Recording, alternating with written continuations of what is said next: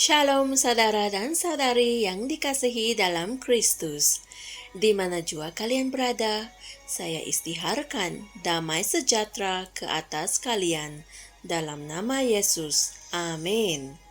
Hari ini, Pastor Chris ingin kita tahu bahwa Allah menginginkan anak-anaknya hidup dalam damai sejahtera, dan sebab itulah Dia dipanggil Allah damai sejahtera. Haleluya! Mari kita sama-sama renungkan apakah maksudnya. Haleluya! Hari ini ayat Injil pembukaan dipetik dari Roma 15 ayat 33 yang berkata, Allah, sumber damai sejahtera, menyertai kamu sekalian. Amin. Dalam Perjanjian Lama, Allah sering dipanggil Allah Abraham, Ishak, dan Yakub. Walau bagaimanapun, dalam Perjanjian Baru, khususnya dalam surat-surat, Allah lebih dikenali sebagai Allah damai sejahtera. Haleluya! Dia dikenali sebagai Allah damai sejahtera lebih daripada Dia dikenali sebagai Allah kasih atau Allah kebenaran. Kita dapat melihat rujukan ini dalam Filipi 4 ayat 9 yang berkata, Allah sumber damai sejahtera akan menyertai kamu. Amin. Dan dalam 1 Tesalonika 5 ayat 23, semoga Allah damai sejahtera menguduskan kamu sepenuhnya. Haleluya. Perkataan damai sejahtera berasal dari bahasa Yunani, yaitu erini, yang serupa dengan shalom dalam bahasa Ibrani. Ia adalah kedamaian yang disertai dengan kemakmuran. Haleluya! Ini adalah kehendak Allah untuk semua manusia. Sebab itulah para malaikat menyatakan dalam Lukas 2 ayat 14, kemuliaan bagi Allah di tempat maha yang tinggi, dan damai sejahtera di bumi, di antara manusia yang berkenan kepadanya. Inilah firman Tuhan. Fikirkanlah hal ini. Dia membawa damai sejahtera di antara kita dan Dia, di mana Roma 5 ayat 1 berkata, sebab itu, setelah dibenarkan oleh iman, kita memiliki damai sejahtera dengan Allah melalui Tuhan kita, Yesus Kristus. Maha mulia Tuhan. Kekacauan yang dialami di beberapa bahagian dunia hari ini tidak berlaku secara kebetulan. Mereka telah diilhamkan oleh para iblis kekacauan yang berusaha menimbulkan kehuru-haraan. Mereka menggunakan kehuru-haraan sebagai senjata untuk melakukan rancangan jahat mereka melalui manusia yang menjadi tuan rumah mereka, dan mereka berterusan melakukannya sehingga orang tunduk kepada kehendak mereka. Tetapi Allah menghendaki damai sejahtera dan memberitahu kita untuk mengisytiharkan damai sejahtera kepada bangsa-bangsa. Haleluya! Dalam doa, Dia memberitahu kita untuk berdoa untuk semua orang, kerana Dia ingin kita menjalani kehidupan yang tenang dan tentram, seperti yang boleh didapati dalam 1 Timotius 2 ayat 1 hingga 2. Itulah yang Dia mau kita miliki. Dia sentiasa inginkan damai sejahtera. Haleluya! Malah sekarang, perintahkan damai sejahtera ke atas bandar dan negara kamu.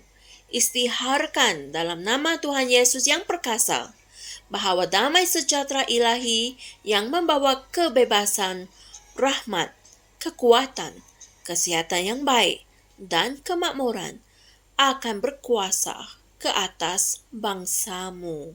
Haleluya! Saudara dan saudari sekalian, mari kita sama-sama berdoa. Ya Bapa yang adil, Engkaulah Allah damai sejahtera, dan aku mengisytiharkan damai sejahtera-Mu ke atas bangsaku. Damai sejahtera-Mu yang melampaui segala pengertian dan membawa kebebasan, rahmat, kekuatan, kesehatan yang baik, dan kemakmuran berkuasa ke atas semua bangsa. Dalam nama Yesus. Amin. Haleluya. Berikut adalah ayat-ayat Injil yang diberi oleh Pastor Chris untuk kita renungkan bagi mendalami ajaran firman Tuhan pada hari ini dengan lebih lanjut, yaitu dari 1 Timotius 2 ayat 1 hingga 2, Yeremia 29 ayat 7, dan Yohanes 14 ayat 27. Haleluya. Kami percaya kalian telah mengetahui apa itu damai sejahtera dan bahwa Bapa kita adalah Allah damai sejahtera. Haleluya. Dengan pengetahuan ini, maka kami dorongkan kalian untuk mematahkan kehuru-haraan, kekacauan yang dicetuskan oleh iblis dengan mengisytiharkan damai sejahtera ke atas hidupmu, keluargamu, kesehatanmu, keuanganmu, dan bangsa-bangsa di dunia. Haleluya. Maha mulia Tuhan. Jumpa lagi esok dan Tuhan berkati. Shalom. Kami percaya saudara-saudari semua telah diberkati dengan perkongsian firman dari Rhapsody Reality. Bagi sesiapa yang ingin menjadikan Yesus Kristus sebagai Tuhan dalam kehidupanmu, kamu boleh mengucapkan doa ini bersama dengan saya. Ya Tuhan Allah, aku mempercayai Yesus Kristus, Anak Allah yang hidup dengan sepenuh hatiku. Aku percaya Dia telah mati untukku, dan Allah telah membangkitkan Dia dari kematian. Aku percaya Dia hidup hari ini. Aku mengaku dengan mulutku bahwa Yesus Kristus adalah Tuhan dalam hidupku mulai dari hari ini. Melalui Dia dan di dalam nama-Nya, aku mempunyai kehidupan yang kekal. Aku telah dilahirkan semula. Terima kasih Allah kerana menyelamatkan jiwaku. Aku sekarang adalah anak Allah. Haleluya. Tanya, sekarang kamu telah menjadi anak Allah.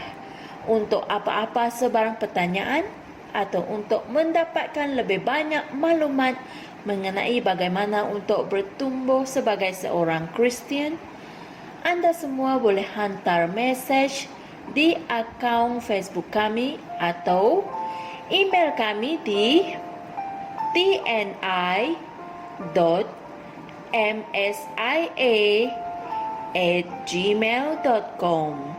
Sekali lagi, tni.msia@gmail.com. Tuhan berkati Anda semua.